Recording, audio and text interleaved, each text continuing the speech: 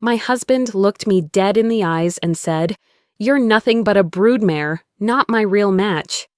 In that moment, something inside me didn't break. It went silent. A silence so sharp, it cut deeper than any scream could. I stopped fighting for a marriage he'd already abandoned. I stopped hoping he'd see me. I became everything he feared: detached, indifferent, financially independent. But when he finally realized what that actually meant, it was already too late for him. My name is Autumn Hayes. I'm 34, a marketing director at a mid-size financial consulting firm, and mother to twins Sage and River. Most mornings in our Portland suburbs start the same way: packing lunches, finding lost homework, mediating sibling disputes, and herding my 8-year-olds into the car before traffic hits. After dropping them at Riverside Elementary, I drive straight downtown where I manage marketing campaigns that actually generate revenue, unlike my husband's endless schemes. My salary of $72,000 a year isn't extraordinary, but it's stable, predictable, and it pays our mortgage. Predictable is something my marriage stopped being 3 years ago when Colton decided a steady sales manager position was limiting his potential. As I navigate morning traffic, I'm reminded again of the financial imbalance in our home. I'm the one holding everything together: budgets, schedules, health insurance, college savings accounts. Meanwhile, my husband, Colton Hayes, spends his days chasing the latest wave of entrepreneurial fantasies. He calls it building passive income streams. I call it gambling with our family's security. It wasn't always like this. When we met at a marketing conference in Seattle 7 years ago, he seemed driven, ambitious, full of realistic business ideas. I fell for his confidence, his ability to see opportunities where others saw obstacles. Back then, I thought we were building something together. Everything shifted after the twins were born.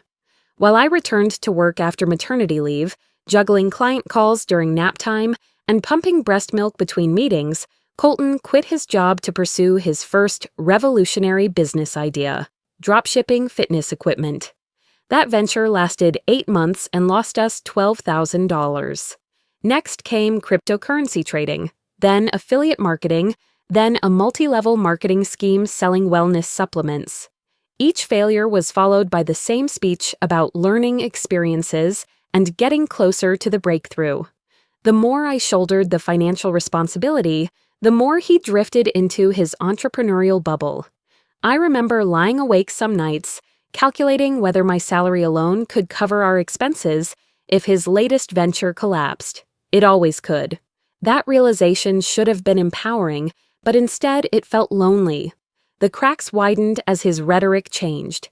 He began following Instagram accounts of 20-something life coaches who preached about abundance mindset and releasing limiting beliefs.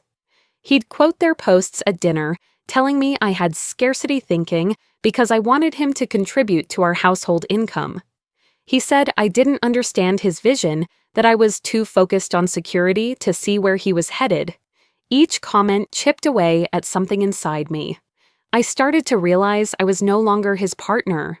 I was his safety net, something he resented depending on while simultaneously refusing to let go. Then there was Melody Cross, a 27-year-old Instagram influencer with 50,000 followers and a life coaching certification she'd earned online. Her feed was a carefully curated mix of motivational quotes, workout videos, and lifestyle photos from her studio apartment that she somehow made look like a penthouse. Colton discovered her through a Facebook ad for her Abundant Entrepreneur Masterclass. The first sign came when I noticed he'd liked every single one of her posts for the past 6 months. Not just business content, her yoga photos, her coffee shop selfies, her Sunday morning reflections. The kind of engagement that lingers just a heartbeat too long. When I mentioned it casually, he dismissed my concerns with practiced ease. "She's a business mentor, Autumn. You wouldn't understand the mindset work we're doing." That phrase, "you wouldn't understand," became his shield against any questions about where our savings were going. Life didn't fall apart overnight. Pieces started slipping quietly, almost politely, out of place. Colton began spending entire days at coffee shops, allegedly working on his business strategy but returning home with nothing to show for it except empty promises and new jargon he'd learned from Melody's Instagram stories. Our dinner conversations dwindled into silence, punctuated only by terms like vibrational alignment and manifestation blocks that no longer meant anything to me. The twins started asking why Dad wasn't around for bedtime stories anymore. Each time, I struggled to find an answer that didn't sound like an indictment. The neighborhood Facebook moms group became another source of quiet tension. Posts about couples' date nights and supportive husbands felt like spotlights on what was missing from my own marriage. I started declining social gatherings where other wives would inevitably ask about Colton's business ventures, forcing me to craft diplomatic answers that wouldn't reveal how unstable our foundation had become. Then came the bank statement that changed everything. Hidden among the usual expenses was a charge for $2,000 labeled Mel Cross Coaching LLC. When I asked about it, Colton explained it was an investment in our future, her premium mastermind program that would unlock his 7-figure potential. I checked our joint savings account that night. Another $3,500 had been transferred to various online payment platforms, all connected to Melody's business accounts. In 6 months, my husband had spent over $5,500 of our family's money on coaching sessions with a woman who posted inspirational quotes over pictures of her morning smoothies. That discovery hollowed me out in a way I didn't show on my face. Instead of confronting him immediately, I found myself watching more, reacting less. Observation felt safer than conversation. I sensed he already saw me as someone holding him back, someone too small-minded to understand his grand vision. The second hit came through our neighborhood mom group. Andrea Walsh, whose son is in River's class, mentioned seeing Colton and a young woman at the Pearl District's trendy Blue Hour restaurant on a Tuesday afternoon. She'd assumed it was a business meeting until she noticed how they leaned into each other, laughing with an intimacy that crossed professional boundaries. When I asked Colton about his day that evening, he claimed he'd spent it at home working on product research. He didn't even hesitate while lying. That was what broke something fundamental in me. Not the lie itself, but the casual way he delivered it, as though honesty were optional in our marriage. By then, I'd opened a separate savings account at a different bank. Every week, I transferred a small portion of my paycheck into what I privately called my emergency fund. If Colton was planning an exit strategy with Melody, I needed one too. The house felt unusually cold that October evening when everything finally exploded.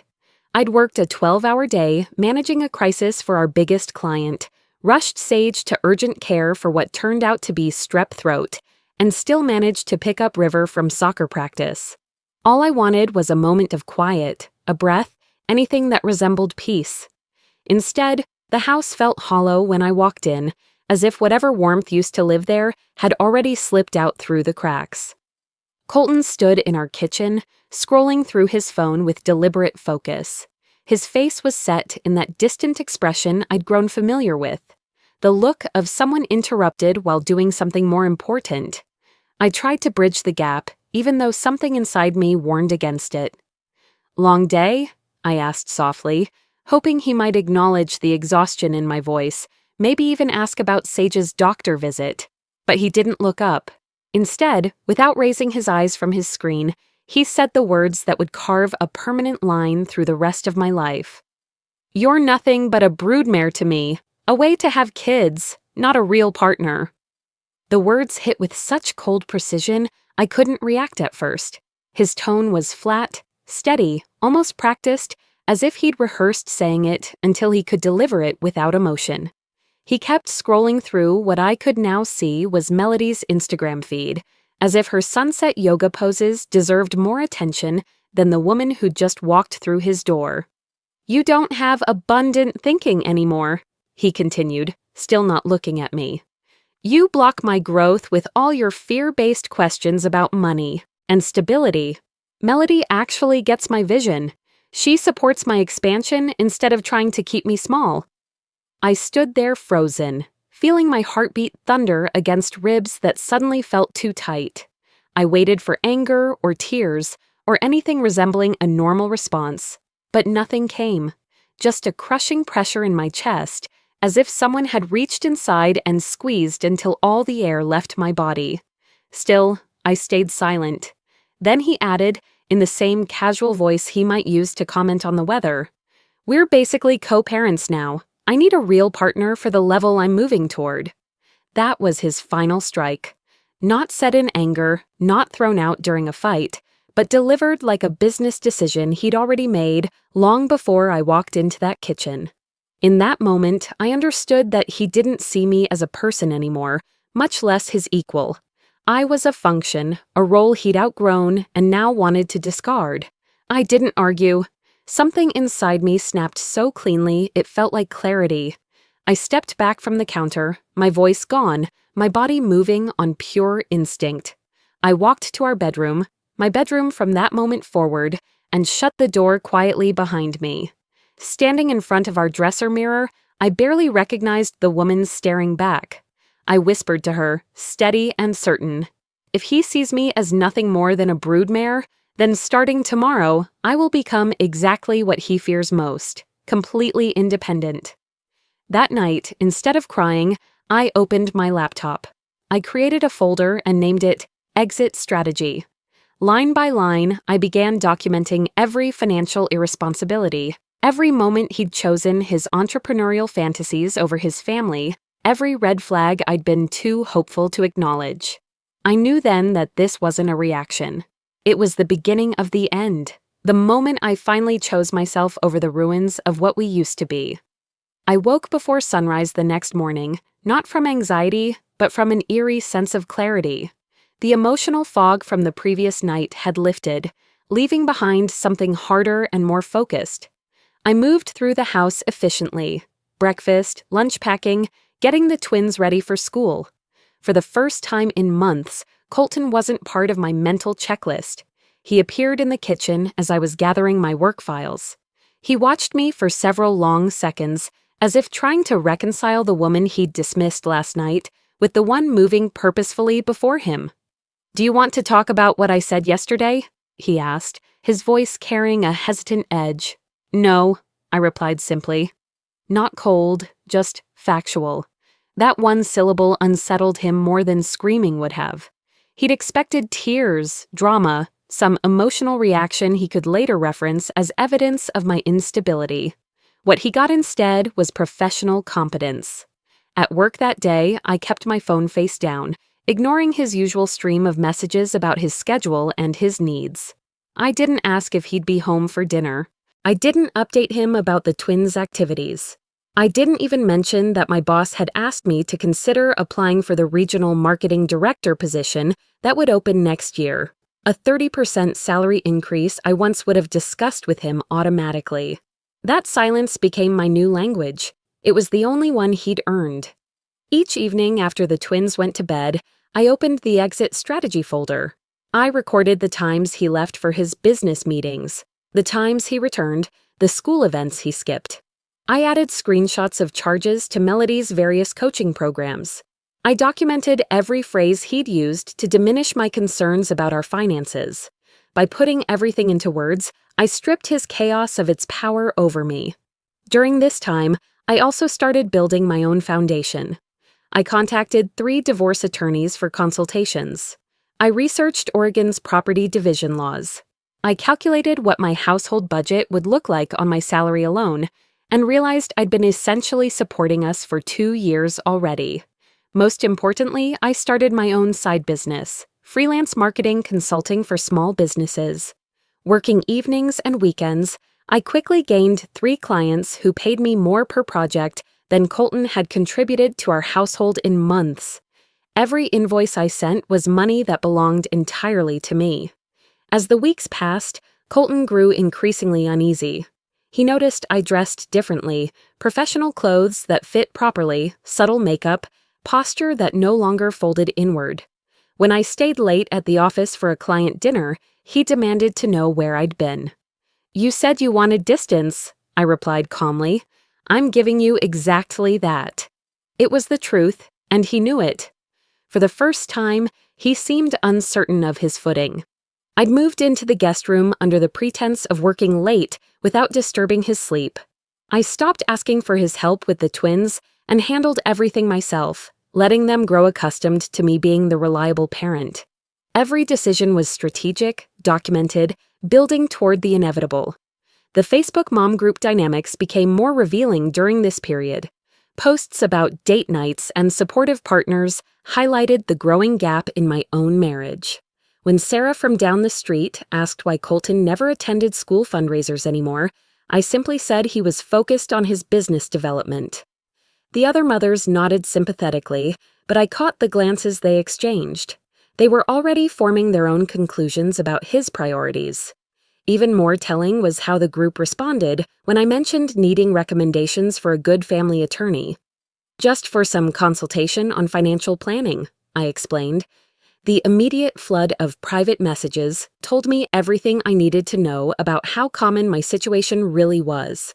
3 different women sent me contact information for Miranda Walsh, a family law attorney who specialized in cases involving financial irresponsibility and parental neglect. Then one December evening, as I was bringing in packages from the porch, I heard his voice through our slightly open kitchen window. He was on a video call, speaking in the soft, intimate tone he'd never used with me anymore. "You're my real match," he said, and I could hear the smile in his voice. "Everything about you just flows with my energy." Melody, of course. Through the window, I could see him adjusting his laptop angle, trying to look more attractive for her camera. The irony wasn't lost on me. He was performing abundance mindset from the house I paid for, using the internet I paid for, to court a woman with money he'd taken from our children's future. That moment didn't devastate me. It crystallized everything I needed to know. The twins had started asking more direct questions by then. "Why doesn't Dad help with homework anymore?" River asked one evening. "Is Dad going to live somewhere else like Tommy's dad?" Sage wondered aloud during dinner. Their innocent observations forced me to confront how obvious our dysfunction had become, even to 8-year-olds. I scheduled individual sessions with their school counselor, explaining that we were going through some family changes and wanted to ensure they had support. The counselor, Mrs. Patterson, noted that both children had mentioned their father being busy with his computer and not available for the activities they used to share. More documentation for my growing file. The next morning, I called Miranda Walsh. "I need to file for divorce," I told her, "and I need to ensure I get primary custody of my children." "How prepared are you?" she asked. I opened my laptop and began reading from the exit strategy folder. Bank statements showing his financial irresponsibility. School communications addressed only to me. Medical appointment records I'd handled alone. A detailed calendar of his absences from family obligations. Screenshots of his social media interactions with Melody that crossed professional boundaries. "Very prepared," I said. Miranda was impressed by the thoroughness of my documentation. Most people come to me emotionally devastated and unprepared. You've built a strong case before you even walked in my door. During our consultation, she explained Oregon's approach to custody decisions. The court prioritized the children's best interests, looking at factors like primary caregiver history, financial stability, and parental involvement in daily activities. Based on my documentation, she felt confident we could secure primary custody with reasonable visitation for Colton. "What about his business ventures?" I asked. "He claims he's building something significant." Miranda reviewed his financial records with a practiced eye. 3 years of failed ventures with no substantial income? The court will see this as a pattern of irresponsibility, not entrepreneurial ambition. The divorce filing process moved faster than I anticipated. With my evidence organized systematically, Miranda could prepare the paperwork efficiently. We documented not just the financial neglect, but the emotional abandonment. His absence from parent-teacher conferences, missed soccer games, delegated homework supervision, and failure to participate in medical decisions. I kept meticulous records of our daily routine during this period. Every school pickup I handled alone, every bedtime story I read, Every meal I prepared while he attended his business development calls with Melody. The pattern was undeniable. I had been the sole functioning parent for months. Colton's reaction to the divorce papers revealed everything about his priorities. His first concern wasn't our children or our family, it was how this would affect his image within Melody's coaching community. He worried that being divorced would undermine his credibility as someone living an abundant lifestyle. "You're sabotaging my growth," he accused me during one of our final conversations as a married couple. I was finally building something meaningful. "With whose money?" I replied quietly. "With whose stability as your foundation?" He couldn't answer that. We both knew he'd been using my income and my reliability as the platform for his experiments in abundance. Without that foundation, his entrepreneurial house of cards would collapse immediately. The discovery phase of the divorce proceedings revealed even more damaging information. Colton had not only spent family money on Melody's coaching programs, but had also shared intimate details about our marriage during her group sessions. According to witness statements, he described me as a limiting force, holding back his potential, using our private struggles as case study material for her workshops on releasing toxic relationships. That betrayal cut deeper than his financial irresponsibility. He'd turned our real life, our real pain, into content for his spiritual performance. The divorce process unfolded faster than anyone expected. With my documentation laid out systematically, the court could see the clear pattern of financial neglect and parental absence. I described with unwavering composure the structure of our daily life, every school pickup, every doctor visit, every night spent managing the twins' routines, while Colton pursued his entrepreneurial fantasies. Teachers confirmed my testimony, pediatricians confirmed it. Even his own calendar, subpoenaed through discovery, confirmed his absence from family responsibilities. While Colton retreated into his spiritual business world, the evidence spoke louder than any emotional appeal he could make. Colton tried to paint me as cold and controlling during his testimony, claiming I'd become financially obsessive and emotionally unavailable. But the evidence contradicted every word he spoke. His own bank records, his own social media activity, his own documented lack of involvement in the twins' daily lives undermined his position before he could build a convincing narrative.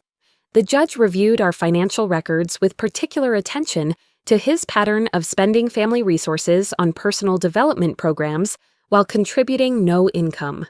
"Mr. Hayes," she said during one hearing, "you've described yourself as an entrepreneur, but the court sees no evidence of sustainable business income over a 3-year period. Meanwhile, your wife has maintained steady employment and shouldered the family's financial obligations." Miranda presented our case methodically, without drama or emotional manipulation. Every piece of evidence supported a single narrative.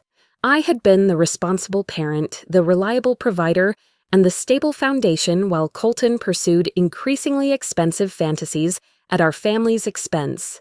In the end, the ruling was straightforward. I was granted primary custody with generous child support payments based on his potential earning capacity, not his actual income. He received alternating weekends and one dinner visit per week. The judge assigned him a modest child support obligation, noting that while his current income was negligible, he was capable of meaningful employment and would be expected to contribute appropriately. When the decision was read aloud, something inside me finally loosened completely. My children would have stability. I would have peace. And I would never again be called a broodmare by someone who confused my strength for servitude. After the divorce, consequences found Colton faster than I expected. Word spread through our social circles about the real reasons for our split. His entrepreneurial credibility crumbled when people realized he'd been funding his lifestyle coaching hobby with family money while his wife carried the actual financial burden. The neighborhood mom group, once politely curious about his business ventures, now saw them for what they really were: expensive hobbies that had nearly bankrupted his family.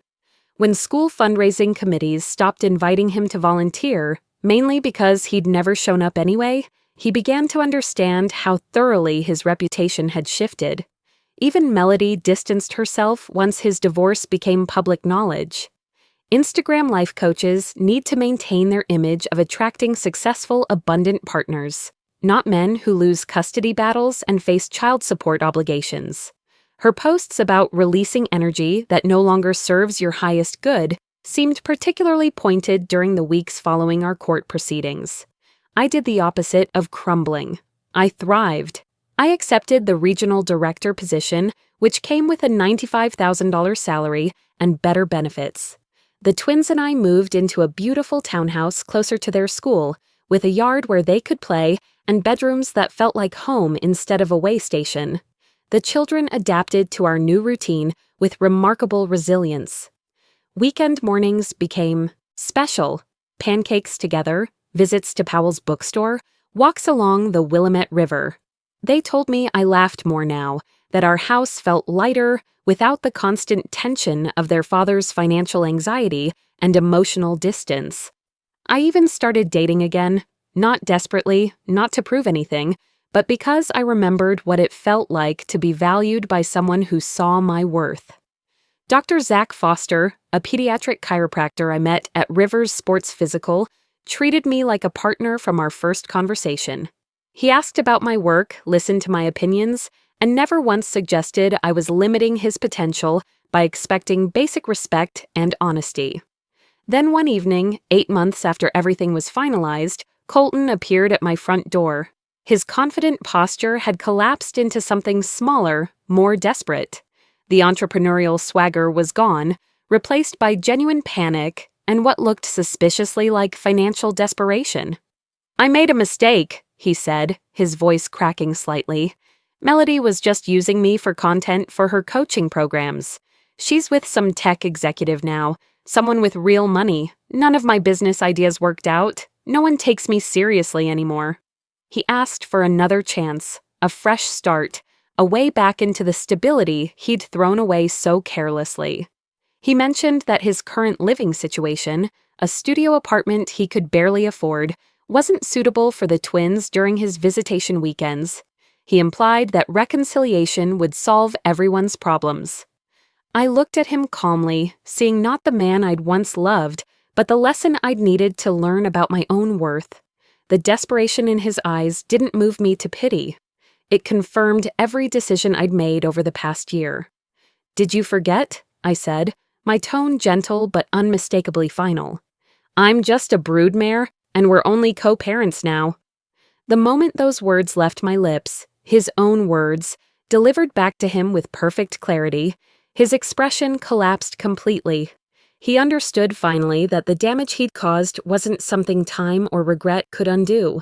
The bridges he'd burned couldn't be rebuilt with apologies and promises. I closed the door with quiet finality and felt relief instead of remorse. Life grew brighter after that final conversation. The twins and I established new traditions that belonged entirely to us. Saturday morning farmers' market visits, Sunday afternoon movie marathons, evening walks through our neighborhood, where I no longer had to explain someone else's absence. Looking back now, every painful step led me to a life defined not by survival, but by choice, by self-respect, by the understanding that my worth was never up for negotiation. His cruelest sentence had become my turning point. Being called a broodmare hadn't crushed me. It had awakened something stronger than I knew I possessed, the power to choose myself first, always. If you've listened to my story this far, thank you. Sharing. It wasn't easy, but I hope it reminds someone that you are not trapped just because someone convinced you that you are. You're allowed to walk away. You're allowed to rebuild. You deserve more than the bare minimum someone is willing to give you.